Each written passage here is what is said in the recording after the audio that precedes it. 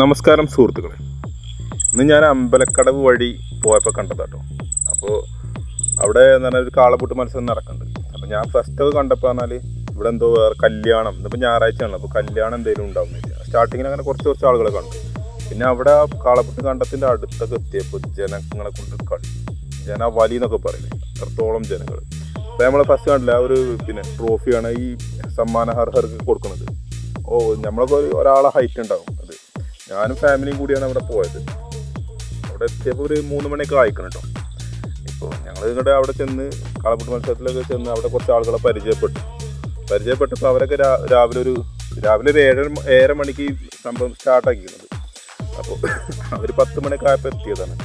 അവരോട് ചോദിച്ചു ഭക്ഷണമൊക്കെ കഴിച്ചു. അപ്പോൾ അവർ പറയാണ് ഇങ്ങനെ ഭക്ഷണം കഴിക്കാനുള്ള ആ ലഹരിയിൽ അവർ കുടുങ്ങിയിട്ട് ഇങ്ങനെ ആ ഒരു മത്സരത്തിൻ്റെ ഹരത്തിൽ അവർ കുടുങ്ങിയിട്ട് അവർക്ക് ഭക്ഷണം കഴിക്കാനുള്ളൊരു മൂടൊന്നുമില്ല. പിന്നെ അവിടെ വിപുലമായിട്ട് ഫുഡുകളും കാര്യങ്ങളൊക്കെ ഉണ്ട് കേട്ടോ. കടലകളുണ്ട്, കടല, ഐസ്ക്രീം, അങ്ങനെ സെറ്റപ്പ് ഒരുപാട് സംഭവമുണ്ട്.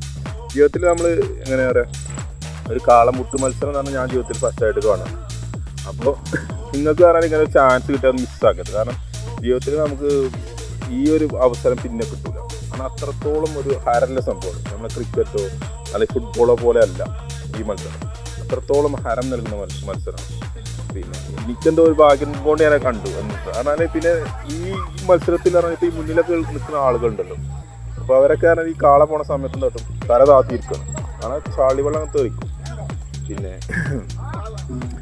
ഇതിൻ്റെ ഈ ഗ്രൗണ്ട്, ഈ ഒരു കണ്ടത്തിൻ്റെ 4 ഭാഗത്തും ജനങ്ങളെ കൊണ്ട് നമുക്ക് പറഞ്ഞാൽ ഒരു വീഡിയോ എടുക്കാൻ വേണ്ടി അവിടെ ചെല്ലാൻ അല്ലെങ്കിൽ ഒരു സ്പേസ് കിട്ടും. അത്രത്തോളം ജനങ്ങൾ തിങ്ങി നിൽക്കും. ഞാൻ ഇത്രത്തോളം അവിടെ ഒരു കാളപൂട്ട് മത്സരം അവിടെ ഉണ്ട്, ഇവിടെ ഉണ്ടെന്നൊക്കെ ഞാൻ കേട്ടിട്ടുണ്ട്. എത്രത്തോളം ജനാവലി അവിടെ ഉണ്ടാവുമെന്ന് ഞാൻ ഫസ്റ്റാണ് അവിടെ ചെന്നപ്പോഴാണ് നമുക്ക് ഒരു അനുഭവത്തിൽ നമുക്ക് ഭയങ്കര സന്തോഷമുണ്ട്. പിന്നെ കുട്ടികൾക്കും പെണ്ണുങ്ങൾക്കും ഒക്കെ നല്ല ഇഷ്ടപ്പെട്ടു സംഭവം. ചെറുക്കന്മാരെ നമ്മളെ വിളിച്ചിട്ട് നമ്മൾ അവിടെ അമ്മായിൻ്റെ വീട്ടിൽ പോകേണ്ട വഴിയിലാണ് നമ്മളത് കണ്ടത്, അദൃശ്യമായിട്ട് കണ്ടതാണ്.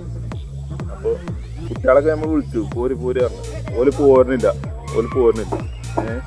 പിന്നെ ഇവിടെ കോഴിക്കോട് അങ്ങനെ കുറേ ദൂര സ്ഥലങ്ങളിലൊക്കെ വന്നുകൊണ്ട് ആളുകൾ അവിടെ നിൽക്കുന്നുണ്ട്.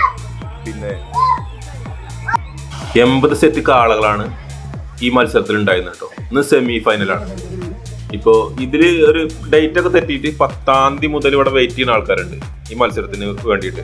ജൂലൈ 13-ാം തീയതിയാണ് ഈ മത്സരം നടക്കുന്നത് കേട്ടോ. പിന്നെ ഈ കാള പിടിക്കണൊക്കെ അതാത് നാട്ടിലത്തെ ആളുകളാണ് കേട്ടോ.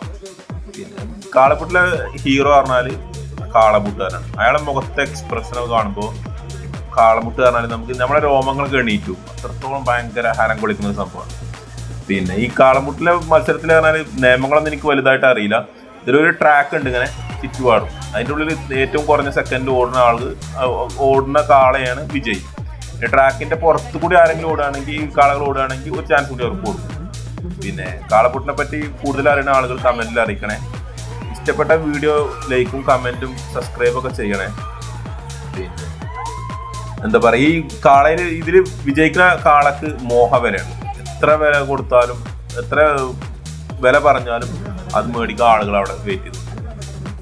എന്താല്ലേ, നമ്മൾ ജീവിതത്തിൽ അറിയാത്ത പല കാര്യങ്ങളുണ്ട്.